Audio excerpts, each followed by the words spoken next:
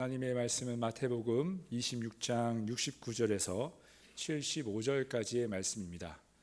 마태복음 26장 69절에서 75절의 말씀을 한 절씩 교독하도록 하겠습니다. 이는 하나님의 말씀입니다. 베드로가 바깥들에 앉았더니 한 여종이 나와 이르되 너도 갈릴리 사람 예수와 함께 있었도다 하거늘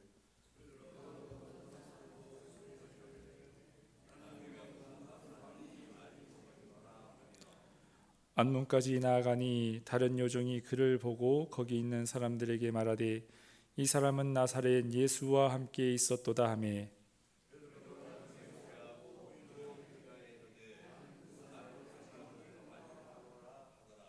조금 후에 곁에 섰던 사람들이 나와 베드로에게 이르되 너도 진실로 그 도당이라 내 말소리가 너를 표명한다 하거늘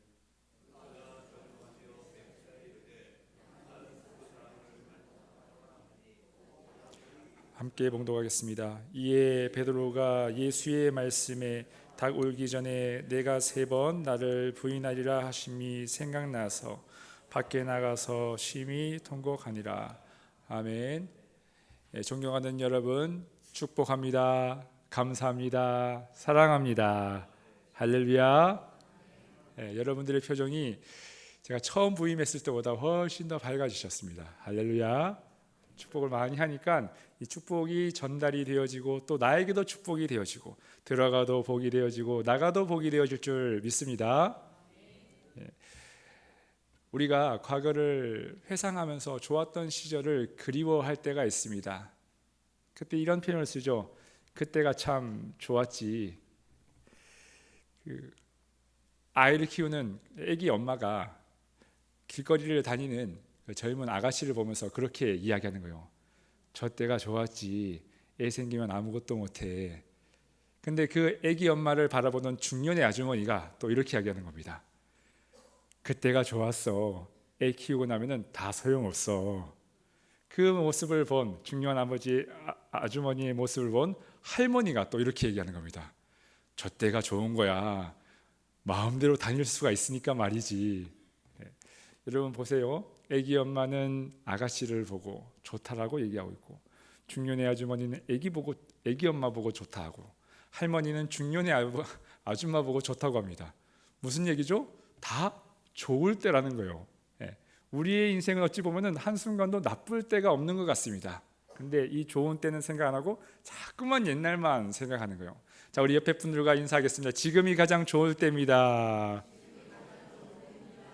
지금을 어떻게 보내느냐가 더 중요한 것입니다. 과거에 있었던 시간들은 이제 지나간 시간이고 지금을 살아가는 이 시간이 우리의 시간인 것입니다. 여러분 이 시간을 소중하게 여기고 오늘 많이 오신 거죠?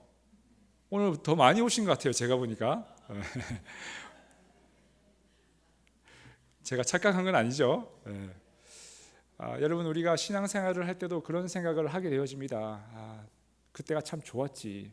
내가 한때는 정말 주님을 사랑했었는데 교회에 나와서 새벽부터 밤까지 섬기고 거기에 있는 것이 참 행복이었었던 그런 마음이 있었던 때가 있습니다. 그렇죠? 아마 이 마음이 오늘 베드로의 마음이었지 않는가라는 생각을 해보게 됩니다. 오늘 베드로의 모습을 보면은 예수님이 군병들에게 끌려가게 되어지죠. 그때 그가 예수님, 자기의 스승을 3번이나 부인합니다. 그리고 자신의 이름을 걸며 저주까지 하는 모습을 보게 되어집니다.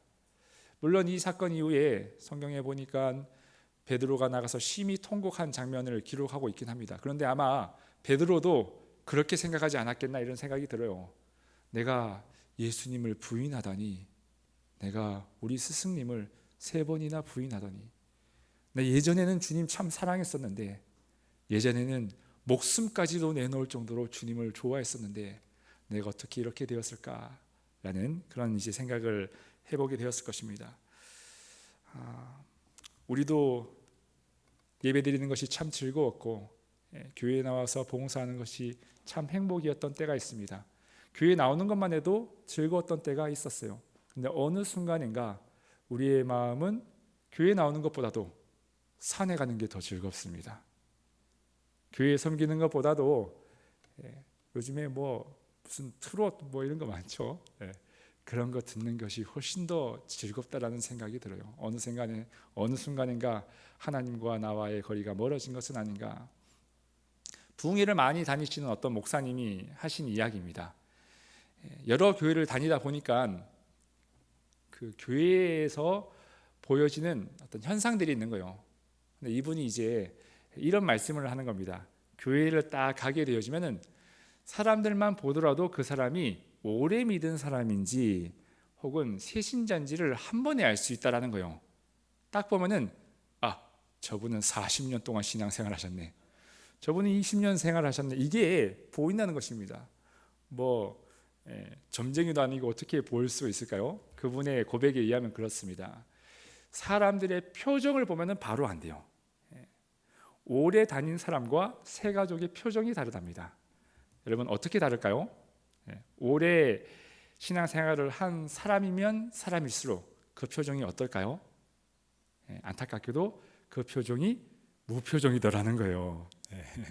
오히려 신앙생활 얼마 안 한 사람들의 표정은 더 밝다라는 것입니다. 근데 우리 부산연합교는 어떨까요? 여러분 지금 벌써 이렇게 미소가 지어지고 있습니다. 지금 여러분들의 표정을 보니까 항상 기쁨이 가득한 것 같습니다. 할렐루야. 근데 이게 참 충격이었어요. 왜 교회를 오래 다닐수록 표정이 무표정이 되어질까? 이게 신앙생활을 하다 보니까 매너리즘에 빠지게 된 것입니다. 그렇다면 여러분 왜 매너리즘에 이렇게 사람들은 빠지게 되는 것일까요? 신앙생활을 예전에는 과거에는 참 뜨겁게 했었는데 어느 순간인가 왜 식어지게 되는 것일까요? 그 이유를 우리가 베드로의 모습에서 좀 찾아볼 수가 있습니다. 여러분 그가 왜 주님을 모른다라고 했을까요? 왜 주님을 저주했을까요? 복잡하게 생각하지 말고요. 왜 주님을 그가 이렇게 제자로서 하지 말아야 될 일들을 했을까요? 이유는 단순합니다. 신앙은 복잡한 게 아니에요. 그 이유는 주님보다도 자신의 생명이 더 귀했기 때문이에요. 그러니까 자신의 안전보다도 주님보다도 자신의 안전이 더 귀하니까 주님을 모른다라고 하는 겁니다. 자신의 미래보다도 예수님이 덜 귀하니까 주님을 저주하게 되어지는 거예요. 여러분 우리가 신앙생활할 때 왜 우리가 어떠한 이유로 매너리즘에 빠지게 되는 것일까요? 복잡하게 생각하지 않으셔도 됩니다. 왜 여러분들의 시점이, 왜 여러분들의 신앙이 주님과의 관계, 그 예배의 감격과 기쁨이 사라지게 된 것일까? 어떤 분들은 그렇게 이야기하시는 분들이 계세요. 내가 어떤 권사님에게 상처를 받았어. 내가 그 권사님에게 아픈 말을 들어가서 내가 교회를 안 나가고 있어. 어떤 분들은 또 이런 얘기를 합니다. 나는 교회의 상처를 받았어. 교회가 이렇게 저렇게 나를 실망시키는 모습을 보면서 나는 신앙을 잃어버리게 되었다. 또 어떤 분들은 그렇게 얘기하십니다. 한국교회에 나는 상처를 받았어. TV에 나오는 모습들을 보면서 어떻게 교회가 저럴 수가 있는가?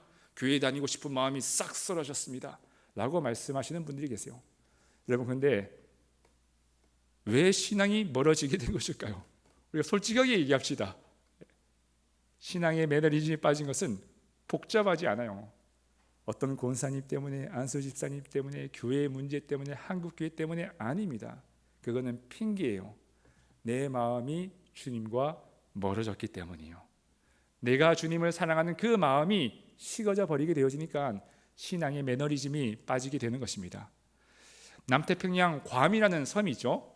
거기에 보면은 사랑의 언덕이라는 데가 있습니다. 혹시 가보셨습니까? 사랑의 언덕? 우리 부산연합교회 성도 여러분들은 기도와 말씀에만 전념을 하셔서 괌에를 안 가보신 것 같은데 기회가 되면 저랑 한번 가보시지요. 사랑의 언덕이라는 곳이 있는데 거기에는 아름다운 이야기가 있습니다. 남과 여가 이렇게 청춘 남녀가 사랑을 했었어요. 마치 제가 갑자기 생각이 안 나네요. 남자와 여자가 사랑을 했었는데 이 사랑을 반대를 합니다. 부모님이 반대를 해요. 그것으로 끝나지 않고 친척들이 반대를 합니다. 그리고 동네 사람들까지도 반대해요. 대단하죠? 그걸로 끝났으면 다행이죠. 친구들까지도 그 두 사람의 사랑을 반대합니다. 결국에 어떻게 되었을까요? 이 두 남녀가 그 사랑이라는 언덕에 올라가서 그 괌에 있는 사람들은 머리를 많이 길렀던 것 같아요. 남자도 자신의 남자의 머리와 여자의 머리카락을 묶어서 같이 바다에 뛰어들어서 죽었던 그런 이야기가 있습니다. 그래서 거기가 이제 사랑의 언덕이요. 여러분, 제가 그 이야기를 보면서 사랑을 하게 되어지면은 그 누구도 방해할 수가 없구나.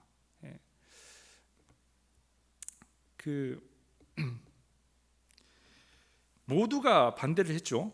주위의 사람들이 아무리 반대를 했다 할지라도 그 사람들이 헤어졌습니까? 두 사람이 끝내는 죽어서도 헤어지지 않겠다라고 해서 머리를 묶고 바다에 뛰어드는 모습을 보게 되어집니다. 여러분, 사랑을 하게 되어지면은 아무리 반대를 해도 우리가 주님께로 나아갈 수밖에 없는 겁니다. 하나님을 사랑하게 되어지면 그 어떠한 상황일지라도 그것이 나의 방해가 되지 않는다는 것을 말씀하는 것이지 않을까요? 사도 바울은 그렇게 이야기하죠. 누가 우리를 그리스도의 사랑에서 끊으리요? 환난이나 곤고나 박해나 기근이나 적신이나 위험이나 칼이라. 하나님과 나 사이의 사랑의 관계는 그 어떤 것도 방해가 될 수 없다라는 것입니다. 한국 교회가 잘못해도 상관이 없다라는 거예요. 교회가 조금 어지러워도 상관이 없다라는 겁니다. 내 신앙과 하나님과의 관계는 그 어떤 환경도 제약이 될 수 없다라는 것이죠. 여러분, 왜 우리가 주님과의 관계가 멀어졌습니까? 왜 매너리즘에 빠지게 되었습니까? 솔직해져 봅시다. 왜 그럴까요? 하나님이 우리를 사랑하시는 그 사랑의 강도가 약해서일까요? 하나님의 사랑이 식어져 있겠습니까? 우리의 마음을 한번 되돌아보았으면 좋겠습니다. 내가 주님보다도 다른 것을 더 사랑하고 있지 않는가? 다른 데 내 마음이 있지 않은가? 라고 말이죠. 여러분, 하나님은 우리를 사랑하십니다. 할렐루야. 하나님께서는 우리를 얼만큼 사랑하시는가? 주님은 전능하신 분이십니다. 그 말은 무슨 표현이죠? 못할 일이 없으신 분이라는 것입니다. 모든 일을 다 하실 수 있는 전능하신 분이세요. 근데 여러분, 우리 하나님께서 전능하심에도 불구하고 이 세상에서 딱 한 가지 못한 것이 있습니다. 그것이 무엇일까요? 모든 것을 하실 수 있는 능력이 하나님인데 한 가지는 못하셨습니다. 그것은 바로 사람들을 심판하시는 일을 못하셨어요. 우리가 죄를 지음을 통해서 주님으로부터 하나님으로부터 끊어진 관계가 되었습니다. 우리는 영원한 형벌에 우리는 떨어질 수밖에 없는 죄인입니다. 영원히 죽을 수밖에 없는 존재였어요. 근데 그 죽어야 할 존재를 심판해야 하는데 전능하신 분임에도 불구하고 그 심판하시는 것을 못하셨다라는 거예요. 그래서 누구를 심판하십니까? 자신의 아들을 대신 보내셔서 그 아들을 우리 대신 심판하셨다는 것이죠. 그 이유가 무엇입니까? 바로 우리를 사랑하셨기 때문이에요. 하나님은 자신의 아들을 사랑하는 것보다도 우리를 더 사랑하셨다는 것입니다. 여러분, 하나님의 사랑은 식지 않으셨습니다. 하나님은 지금도 우리를 향해서 뜨거운 사랑으로 바라보고 계십니다. 그렇다면 여러분, 무엇에 문제가 있을까요? 하나님에게 문제가 없다면 내 마음에 문제가 있지 않겠습니까? 여러분들의 마음은 무엇을 향하고 있습니까? 여러분들은 어디에 관심을 두고 있으십니까? 주님을 사랑하는데 주님을 사랑할 수 있는 마음이 회복되어질 수 있기를 주님의 이름으로 축복합니다. 여러분, 우리는 주님을 떠날 수가 있습니다. 하지만 주님은 우리를 떠나지 못합니다. 베드로를 보면 알 수가 있죠. 그가 예수님을 부인하였지만은 주님이 그에게 직접 찾아오시게 되어집니다. 그리고 요한의 아들 시몬아, 내가 나를 사랑하느냐라며 그에게 사랑의 메시지를 전하는 것을 보게 되어집니다. 우리가 주님을 멀리 했을지라도 주님은 지금 우리 가운데 찾아오신 줄 믿으실 수 있기를 바랍니다. 저와 여러분들을 사랑하시는 주님께서 지금도 우리가 주님께로 돌아오기만을 기다리고 계시는 거예요. 그렇다면 우리가 해야 될 일이 무엇일까요? 내가 가지고 있었던 그 우상들, 내가 사랑했던 것을 내려놓고 주님을 바라보아야 하지 않겠습니까? 이것은 여러분 훈련이 필요합니다. 어느 날 갑자기 되어지는 것은 아니에요. 내가 마음에 두고 있었던 사랑하는 것들에 대해서 내려놓는 훈련이 있어야 됩니다. 제가 한 3년 전인가 수술을 했던 적이 있습니다. 이제 긴급한 수술이고 좀 어려운 수술이었습니다. 수술실에 들어가게 되어진데 온갖 두려움의 마음이 많이 드는 거예요. 그래서 제가 그런 기도를 계속했습니다. 마음이 이제 무서우니까 그렇잖아요. 수술이 잘 될지 안 될지도 모르니까. 지금은 괜찮습니다. 걱정 안 하셔도 돼요. 건강에 어려움이 없습니다. 그 당시에 제 마음 가운데 이게 어떻게 될지를 모르니까 제가 계속해서 그 고백을 했어요. 주님 사랑합니다. 하나님 사랑합니다. 주님 사랑해요. 오늘 또 예수 사랑합니다. 참 감동이 되는 찬양입니다. 제가 계속 주님을 사랑합니다. 주님 사랑합니다. 이 찬양하면서 계속 이렇게 제가 스스로에게 계속 찬양을 하면서 마음을 위로했던 적이 있습니다. 그러면서 제가 주님께 그렇게 기도했어요. 주님, 제가 주님을 정말 사랑하기를 원합니다. 주님을 정말로 사랑하기를 원합니다. 제가 마취가 들어갈 때, 전신 마취를 하게 되어지는데 마취를 하게 되었을 때 정신이 혼미해질 때 주님을 사랑합니다라고 고백하게 하여 주옵소서. 그리고 마취가 끼었을 때 제일 먼저 주님 사랑합니다를 고백하게 하여 주옵소서. 할렐루야. 훌륭하죠? 별로 감동이 안 되십니까? 제가 마취가 되어지는 순간 주님 사랑합니다. 주님 사랑합니다. 주님 사랑합니다 하고 난 뒤에 생각이 없습니다. 그리고 난 뒤에 제가 눈을 딱 떴을 때 주님 사랑합니다 라고 고백을 하기를 원했습니다. 제가 무슨 고백을 했을까요? 딱 눈을 딱 뜨자마자 주님 사랑합니다 라고 하지 않았습니다. 어휴 추워. 저 수술 몇 시간 받았어요? 이게 제 입에서 제일 먼저 터져 나왔던 이야기였어요. 제가 그것을 보면서 느꼈습니다. 아, 주님을 사랑한다는 것은 어느 하루아침에 되는 일이 아니구나. 이것은 훈련되어지고 습관이 되어지고 내 삶이 되어야지 할 수 있는 부분이구나. 제가 뼈저리게 느끼게 되었습니다.